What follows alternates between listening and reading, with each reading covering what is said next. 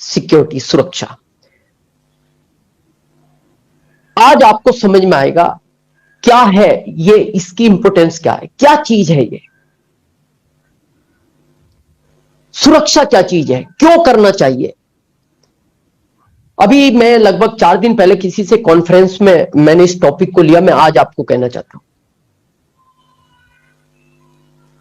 अभी सडनली लगभग 3 महीने पहले की बात है, हमारे रतलाम के अंदर एक रोड लाइन ट्रांसपोर्ट है, जिनके पिता इस दुनिया में नहीं है। उनके 2 बेटे थे, एक लगभग 35 साल का था, एक 38 साल का था। दोनों उस रोड लाइंस पे ट्रांसपोर्ट पे बैठते थे और बहुत बड़ा ट्रांसपोर्ट था, बहुत समय से चलता है। इस महामारी के दौर में दोनों इस दुनिया से चले गए। वो जिस जगह है, उनके शोक में 3 दिन तक वो मार्केट नहीं खुला। सन्नाटा छा गया उस क्षेत्र में। लोगों ने पूछा क्या हुआ, तो बोले दोनों भाई चले गए। प्रश्न ये नहीं है अब जो इस महामारी में होना था, गए करोड़ों लोग हैं, ये चले गए। प्रश्न ये है कि इनके परिवार को कौन चलाएगा, कौन देखेगा। तो बाद में पता लगा कि उनमें से जो बड़ा भाई था, उसका 11 साल का बेटा है, जो उस परिवार में सबसे बड़ा है। बात हुई, प्रोग्राम के बाद उस बच्चे को वहां लाया गया। मैं आपसे एक प्रश्न पूछना चाहता हूं। 11 साल की उसकी उम्र है, उसको कोई ज्ञान नहीं है उस ट्रांसपोर्ट के नॉलेज का। उसको जो स्टाफ बताएगा वो करेगा, उससे गलतियां भी होंगी, हो सकता है नुकसान भी हो। कोई ट्रांसपोर्ट में कार्टून कहीं मिस हो गया, जब ग्राहक उससे आके बात करेगा, वो शायद इतनी कॉन्फिडेंस लेवल के साथ बात नहीं कर पाएगा। हो सकता है वो उससे उसका हर्जाना मांग ले, उसको देना पड़ेगा। वो सब भी ठीक है। 11 साल की उम्र उसकी खेलने कूदने की उम्र थी। ये उम्र उसको कभी वापस लाइफ में नहीं मिलेगी। जिस उम्र में उसको खेलना था, जिस उम्र में उसको एंजॉय करना था, जिस उम्र में, जो उम्र उसकी पढ़ाई की थी, उस उम्र में उसके ऊपर एक बहुत बड़ी जिम्मेदारी का बोझ आ गया। ऑप्शन दूसरा नहीं था। भगवान न करे ऐसी कभी जिम्मेदारी हम सबके ऊपर आए या हमारे बच्चों के ऊपर आए।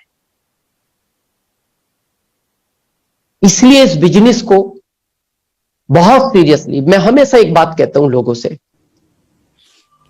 मत करना आरसीएम, लेकिन कभी घर जाके एक बार सीरियसली, कभी रात को लेट पहुंचो या रात को लेट उठो, एक बार आप अपने परिवार को ध्यान से देखना तो सही। हालांकि कहते हैं निगेटिव कभी सोचना नहीं चाहिए, लेकिन एक बार विचार करना, क्योंकि दुनिया का एक सच है, जो आया है वो जाएगा। बस एक बार विचार करना, 1 सेकंड के लिए आंख बंद करना और एक बार सोचना कि ये आंख कभी किसी दिन मेरी वापस ना खुली, अगर ये बंद ही रह गई तो ये सब जितने लोग मेरे परिवार के बंद आंख करके सोए हुए हैं और मेरी आंख नहीं खुली, तो फिर इनकी आंख खुलने के बाद इनका होगा क्या। खोए, हम सबने खोए। मेरे फादर को कैंसर था, मेरे ससुर जी को कैंसर था। अभी कहना नहीं चाहिए, प्रहलाद सर के मदर, बहुत, मैं जब बात करता था, बड़ी बीमारी से जब वो ग्रसित रहे, बहुत माइल्डली प्रहलाद सर बड़े परेशान रहे। जबकि कहा जाता है कि जो आया है वो जाएगा, निश्चित है।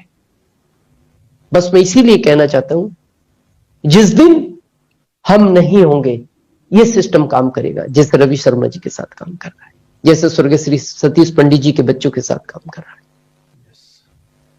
लास्ट में मैं एक बात कह के अपनी बात को खत्म करूंगा। अभी मैंने 3-4 दिन पहले किसी कॉन्फ्रेंस में कहा, यहां शायद आपका क्यों का उत्तर आपको मिल जाएगा। एक 13 साल का बच्चा अपने दादाजी को सुबह नाश्ता लेके जाता है, दिन में लंच लेके जाता है, शाम को डिनर लेके जाता है। तो उस दादाजी ने उस बच्चे से एक प्रश्न पूछा, बेटा तुम 13 साल के हो, खेलने के टाइम मेरे को शाम को चाय लेने आते हो 4:30 बजे, जबकि वो तुम्हारा खेलने का टाइम होता है। उसने कहा हाँ दादाजी।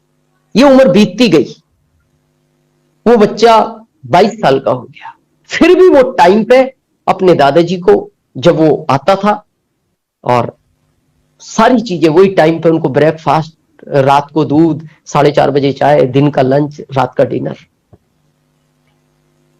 दादाजी ने एक बात कही, इस कॉलोनी में बेटा बहुत सारे लोग रहते हैं, तू तो मेरा पोता है, लेकिन मैं तेरे को ऐसे उदाहरण दे सकता हूं जिनको उनका बेटा भी टाइम टाइम पे ये सब कुछ नहीं करता, फिर तू क्यों कर रहा है? उसने एक बहुत सटीक लाइन कही अपने दादाजी से, दादाजी मैं जिस कॉलेज में पढ़ के बड़ा हुआ हूं, आपको पता है मेरी ये शर्ट कितने की है? 5,000 की शर्ट है। 23,000 की घड़ी पहनता हूं दादाजी में।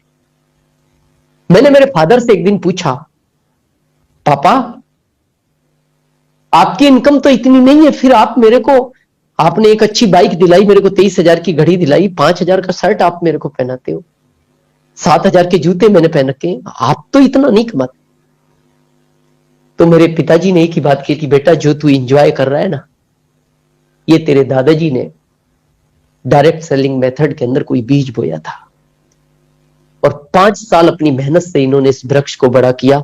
आज हम जितने भी फल खा रहे हैं, ये तेरी घड़ी हो या तेरी शर्ट हो, ये तेरे दादाजी के उसी बोए हुए बीज का फल है। इसीलिए दादाजी, मैं जब तक इस दुनिया में रहूंगा, मैं इसी तरह आपका लालन पोषण करूंगा। अगर आप चाहते हो कि यहां तो बच्चे भी अपने माता पिता को भूल जाते हैं, अगर आपका पोता भी इसी तरह आपको याद रख के, इसी तरह आपकी लास्ट टाइम पे ध्यान रखे, तो इस सिस्टम को बहुत सीरियसली करें, बिना टाइम खराब किए। मेरा एक अभी नारा चल रहा है, मैं उस नारे के साथ बात खत्म करूंगा। 21 दिसंबर, 1 साल बाद, 1 साल तक काम क्या करना है, मैं अभी सबको, मेरी जो भी वीडियो कॉन्फ्रेंस होती है, ये मेरा भी एक बिल्कुल फिक्स नारा है।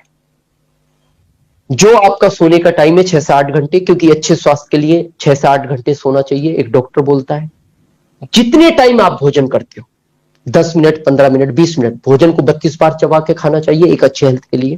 ये दोनों काम बिल्कुल आप, जो आपको समय सीमा है उसमें करें, लेकिन उसके बाद एक एक सेकंड, ये साल कीमती है, एक भी सेकंड खराब नहीं होना चाहिए। लिस्ट बनाएं, अप्लायंस से कॉन्फ्रेंस में बात करें, अप्लायंसेस सिस्टम को सीखें, लाइफलाइन को सिखाएं, ये जितने भी ऑफर है इन पे काम करें, अपने ग्रोथ पे काम करें।